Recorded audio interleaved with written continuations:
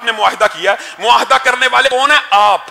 آپ نے ان سے وعدہ کیا کہ 20 اپریل تک کا ٹائم دے دیا جائے، ہم اس بارے میں قانون سازی کر کے ایک مراسلہ تھما دیں گے احتجاج کا۔ آپ نے عہد شکنی بھی کی، وعدہ شکنی بھی کی، اور جب حکومتوں کا زوال شروع ہوتا ہے میرے بھائیوں، کسی ایک واقعے کے اوپر، کسی ایک سانحے کے اوپر افسوس کا اظہار کر دینا اور اسی نوعیت کے دوسرے سانحے کے اوپر خوش ہونا، یہ فرقہ واریت، منافقت اور تعصب کی انتہا ہے۔ جس طرح 2-3 پولیس والوں کی شہادت پہ ہر دینی طبقے نے ان کی شہادت کے اوپر غم و غصے کا اظہار کیا اور کہا یہ نہیں ہونا چاہیے، اسی طرح آج پاکستان کی تمام مذہبی جماعتیں اس بات کے اوپر متفق ہیں کہ جو آج لاہور کی سڑکوں کے اوپر اہل سنت کو ذبح کیا گیا یہ بھی نہیں ہونا چاہیے۔ یہ کتنے افسوس اور دکھ کی بات ہے، وہ لبرل مافیا جو کئی دنوں سے، اور درست کہہ رہی تھی اس وقت کہ پولیس کے اوپر پتھراؤ نہیں ہونا چاہیے، پولیس والوں کو نہیں مارنا چاہیے، آج وہ کہاں ہیں؟ پولیس والوں کے فوتگی کے اوپر تو مذہب پسند اور اسلام پسند آپ کے ساتھ مل کے روتا ہے، اے پی ایس سانحے پہ مولوی آپ کے ساتھ مل کے روتا ہے، کوئی فوجی شہید ہو جائے آپ کے ساتھ مل کے اسلام پسند آنسو بہاتے ہیں، لیکن جب کوئی بارش فوت ہو جاتا ہے، جب کوئی بارش ذبح ہو جاتا ہے، جب کوئی بارش تشدد کی لہر میں آ کے ہلاک ہو جاتا ہے، تب مولوی بیچارہ اکیلا روتا ہے، تب لاش بھی اکیلے اٹھانی پڑتی ہے، تب جنازہ بھی اکیلے پڑھانا پڑتا ہے، تب زخمیوں کو بھی مسجدوں میں پناہ دینی پڑتی ہے، ہسپتالوں کے دروازے بھی ان کے لیے نہیں کھولے جاتے۔ یہ جو ظلم اور بربریت آج ہوئی ہے، صرف اسی کی مذمت نہیں، اس کا آغاز ہر حکومت اپنے پاؤں کے اوپر کلہاڑی مار کے کر دیتی ہے۔ آپ شاید بھول گئے ہیں، تمہیں یاد ہو کہ نہ یاد ہو، مجھے یاد ہے سب ذرا ذرا، جب مشرف کے جانے کا وقت آیا تھا اس نے کیا بلنڈر مارا تھا؟ لال مسجد کے اوپر شبہون مارا تھا۔ اس سانحے کی اس وقت بھی مذمت تھی، آج بھی مذمت کرنی چاہیے، اور یہ بات میں اپنے بریلوی بھائیوں کو اور اہل حدیث بھائیوں کو سمجھانا چاہتا ہوں۔ اس وقت دیوبندی شہید ہوئے تھے، اللہ کے فضل سے ہم نے تو اس وقت بھی مذمت کی تھی، ان کے ساتھ کھڑے تھے، بعض بریلوی بھائی اس وقت بڑا خوش تھے۔ اس کے بعد وہی سانحہ، اسی طرز کا سانحہ جب نواز شریف کی حکومت کا اقتدار غروب ہونے والا تھا، جب اس کی حکومت ڈھلنے والی تھی، ماڈل ٹاؤن کے اندر 14 بے گناہوں کو گولیاں ماری گئیں، اس وقت بھی ہم نے مذمت کی تھی۔ اس وقت بھی مذہبی طبقہ یہ کہتا تھا ظلم ہوا، لیکن تب بھی بعض لوگ کہتے تھے یہ اچھا ہوا۔ تمہیں چن چن کے الگ الگ کر کے مارا جا رہا ہے، اور ہر دفعہ تم کسی کے موت کے اوپر، شہادتوں کے اوپر، ہلاکتوں کے اوپر تالیاں بجاتے ہو۔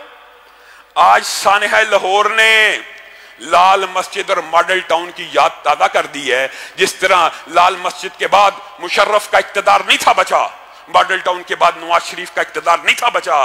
آج سانحہ لاہور سے خان صاحب کو اور شیخ رشید کو عبرت پکڑنی چاہیے۔ شیخ رشید صاحب، آپ وہی ہیں نا جنہوں نے یہ نعرے لگائے تھے، جلاؤ، گراؤ، مار دو، مار ڈالو، میں پارلیمنٹ کو آگ لگا دوں گا۔ اس لیے آپ کو وزیر داخلہ بنایا گیا تھا کہ آپ لاہور کو آگ لگا دیں۔ آپ نے کس طرح گولی چلانے کا آرڈر دے دیا؟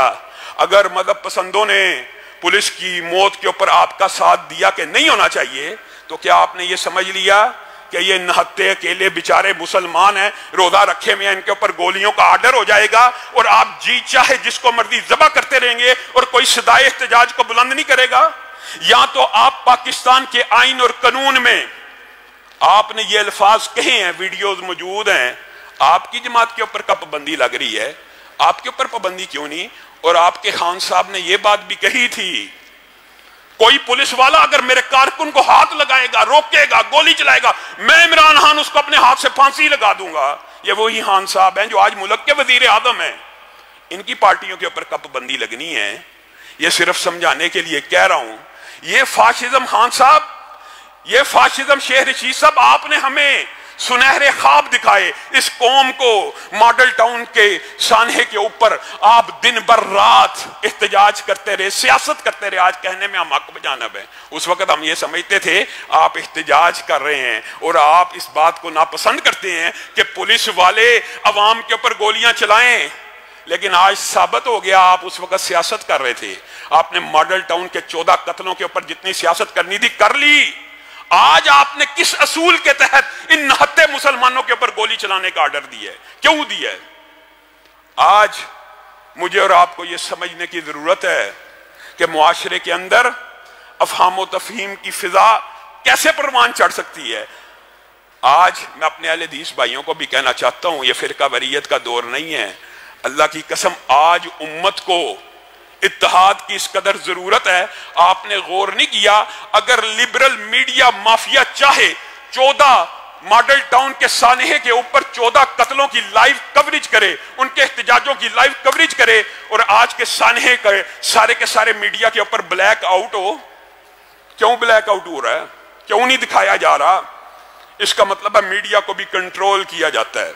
میڈیا بھی صرف تب بھی حق کی آواز اٹھاتا ہے جب اس کے اپنے مفادات ہوں۔ اس کی مثال ماڈل ٹاؤن کے سانحے کے علاوہ ایک اور بھی ہے، اور میں بات ڈکے چھپے الفاظ میں کہنا چاہتا ہوں تاکہ فرقہ واریت کو ملک میں ہوا نہ دی جائے۔ ہزارہ والے اگر بے گناہ شہید ہوں، میڈیا ان کو پراپوگیٹ تو کرے اور حکومت کے اوپر دباؤ ڈالے، کبھی فلاں وزیر جا رہا مذاکرات کرنے، کبھی فلاں وزیر جا رہا مذاکرات کرنے، حتیٰ کہ اتنا دباؤ ڈالا گیا کہ خان صاحب اب خود جائیے، آپ خود جائیے، جب تک آپ نہیں جائیں گے یہ دھرنا ختم نہیں ہوگا۔ خان صاحب کو بھی جانا پڑ گیا، خان صاحب کو بھی جانا پڑ گیا۔ تو اگر ہزارہ والے کے لیے جانا چاہیے، اعتراض ہمیں نہیں ہے، مذاکرات ہونے چاہیے، نہیں تصادم ہونا چاہیے، لیکن اگر ہزارہ والوں کے لیے خان صاحب جا سکتے ہیں تو اس دھرنے کے اوپر جو ملتان روڈ کے اوپر جاری تھا، اس کو ختم کرنے کے لیے مذاکرات نہیں ہو سکتے؟ اس کو ختم کرنے کے